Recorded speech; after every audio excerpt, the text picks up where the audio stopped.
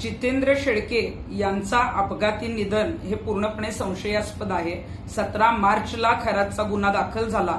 आज 17 एप्रिल आहे, बरोबर 1 महिना पूर्ण होतोय आणि आता यातले साक्षीदार जे आहेत ते संपवण्याचा जो आहे तो कट रचला जातोय।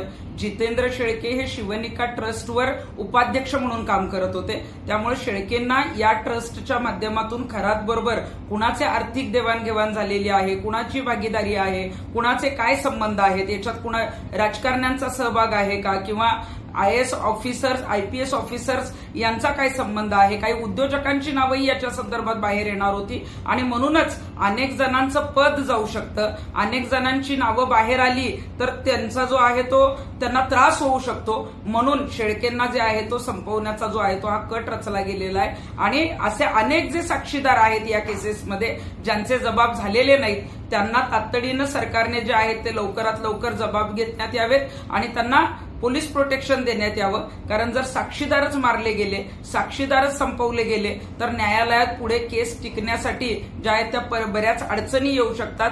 त्यामुळं जे जितेंद्र शेळके आहेत, जितेंद्र शेळकेंना मारलं गेलंय, त्यांना संपवलं गेलंय आणि अनेक जणांची नावं येऊ नयेत यासाठी जे आहेत ते शेळके सारख्यांचा अनेकांचा बळी या प्रकरणामध्ये जाऊ शकतो।